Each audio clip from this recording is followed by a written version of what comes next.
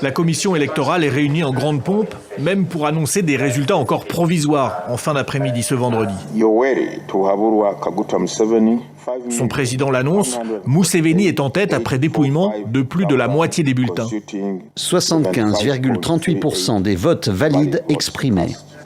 Ici, aucun sentiment de surprise, Museveni tient le pouvoir depuis 40 ans.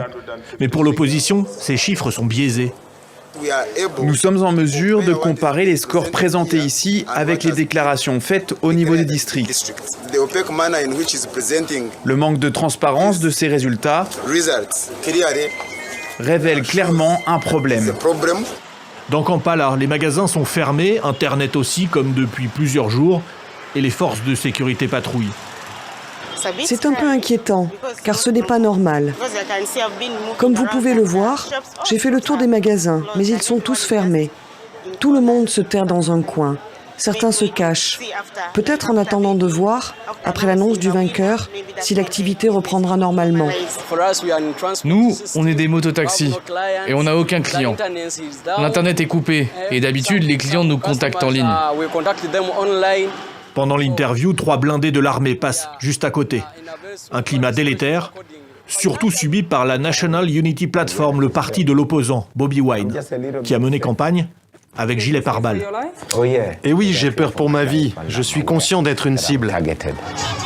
Pendant ces rassemblements ces derniers jours, Bobi Wine se savait en danger, lui qui a déjà été emprisonné et torturé les années précédentes. Des journalistes ont tenté de mettre la lumière sur les mauvais gestes des policiers chargés de la sécurité envers les partisans de Wine. Sur ces images, des soldats frappent des suiveurs. Amnesty International a déclaré plus de 400 arrestations des supporters de l'opposant. Le parti dénonce même au moins 10 morts tués par l'armée. Un cadre des forces de sécurité admet 7 tués lors d'échauffourées pendant les dépouillements dans le centre du pays. Des journalistes de l'agence AP ont pu filmer ces images en fin d'après-midi vendredi, dans un quartier populaire. Gaz lacrymogène et des jeunes femmes en fuite. Une tension bien réelle à Kampala, même avant l'annonce définitive des résultats.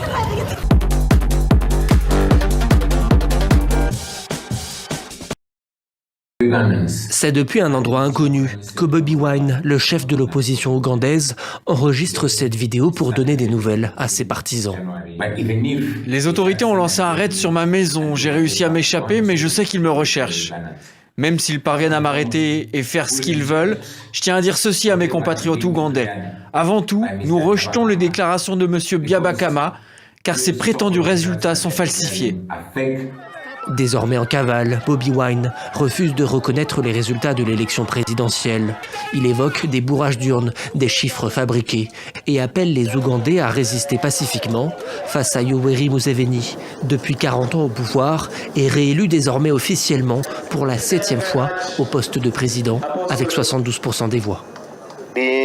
Les votes exprimés en sa faveur représentant plus de 50% des votes valides exprimés lors de l'élection, la commission déclare par la présente le candidat Yoweri Tibuhaburwa Kaguta Museveni, président élu de la République d'Ouganda. Mais quel crédit accorder à ce scrutin, tant Yoweri Museveni était assuré de l'emporter.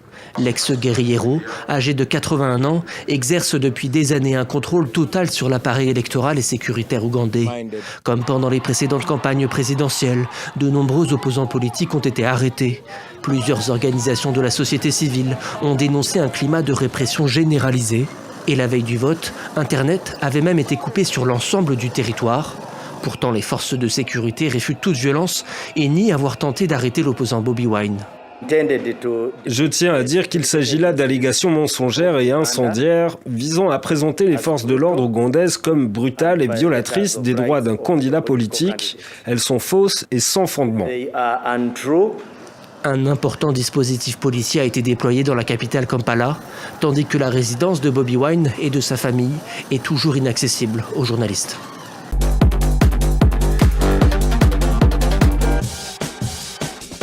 s'est entouré des facilitateurs de l'Union africaine, des représentants de la RDC, du Rwanda, des États-Unis et du Qatar, entre autres, que Faure Gnassingbé a dit vouloir créer les conditions d'une mise en œuvre cohérente des accords signés à Washington et Doha en 2025. Dans une médiation complexe avec de multiples acteurs, cette réunion avait aussi pour objectif de faire entendre la voix de l'Union africaine, souvent reléguée au second plan. Pour nous, le Rwanda, l'Union africaine dispose de la mémoire institutionnelle de cette crise qui dure depuis plus de 30 ans et nous pensons et nous estimons que l'Union africaine a un rôle à jouer. Ce qui a été discuté, c'est d'abord la cohérence. Ce n'est pas la multiplication des accords, puisqu'il y a Washington et Doha qui doivent rester, on ne peut les remettre en cause, mais dans la mise en œuvre, dans la mise en œuvre concrète de ces accords, c'est là où intervient l'Union africaine avec un rôle plus accru et plus important pour s'assurer que les engagements pris l'année passée soient respectés. Une feuille de route a été mise en place à la suite de cette réunion qui comprend des voyages des facilitateurs dans la région des Grands Lacs. Ensuite, mi-février, Faure Gnassingbé devrait présenter un rapport au prochain sommet de l'Union africaine à Addis Abeba.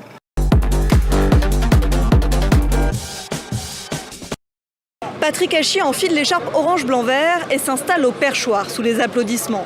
Dans un discours d'ouverture, il lance un engagement « Je serai le président de tous les députés avec impartialité et exigence ».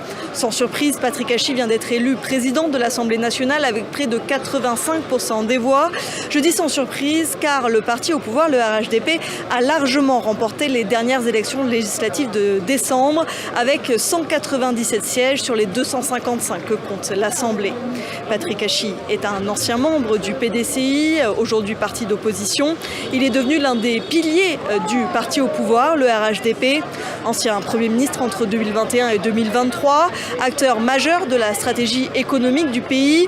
Il est revenu en grâce début 2025 après une traversée du désert en étant nommé conseiller spécial auprès du président Alassane Ouattara, pour qui il a joué un rôle central dans sa campagne présidentielle. C'est d'ailleurs le président Alassane Ouattara lui-même qui a proposé Patrick Hachi pour le poste de la présidence de l'Assemblée nationale. Et ce choix est scruté de près par tous les observateurs de la vie politique ivoirienne, car alors que le chef de l'État ivoirien entame son 4e mandat, tous spéculent aujourd'hui sur sa future succession.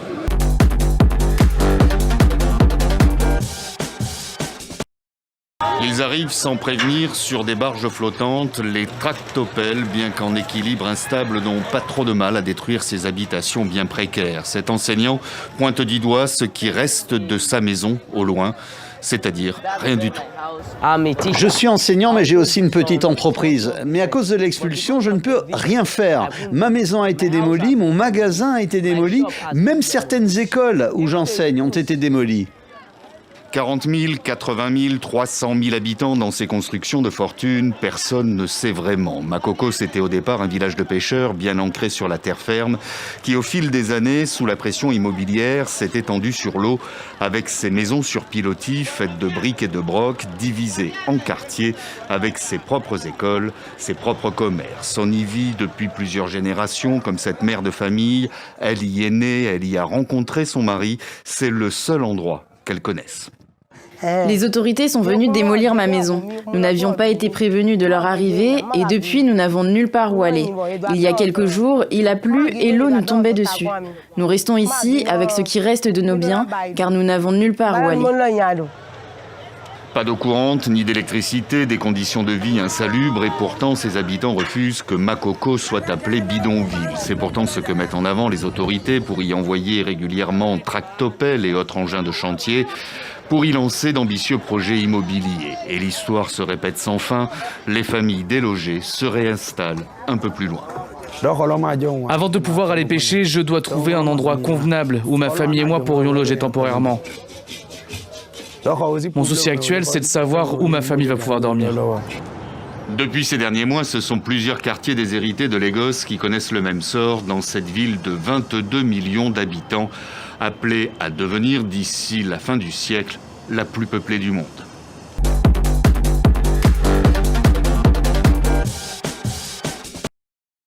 Une source haut placée à la présidence camerounaise. 3 villes devraient être visitées. Yaoundé, la capitale, Bamenda, en zone anglophone, où sévit depuis 2016 un conflit armé qui a déjà fait des milliers de morts et des dizaines de milliers de réfugiés et de déplacés internes. Et puis voilà, la capitale économique. Avec un brin de malice, notre interlocuteur rappelle que la congrégation d'origine de Léon XIV, l'ordre de Saint-Augustin, aime consulter les anciens qu'il respecte. Le Cameroun n'en est pas à sa première visite papale. Si le pape François n'avait jamais foulé le sol camerounais, ses prédécesseurs en avaient fait une destination majeure. Jean-Paul II y a effectué 2 visites apostoliques. Benoît XVI, quant à lui, avait choisi le Cameroun pour son premier voyage en terre africaine en mars 2009. Il reste à savoir quels seront les thèmes qui seront abordés lors des échanges entre le souverain pontife et les autorités de Yaoundé. Pour l'opposition camerounaise, loin d'être un adoubement du pouvoir en place, la visite du pape Léon XIV devrait être l'occasion pour le souverain pontife d'aborder les thèmes de la réconciliation nationale, la libération de ce qu'elle considère comme des prisonniers politiques, mais aussi la justice sociale qui demeure un enjeu majeur.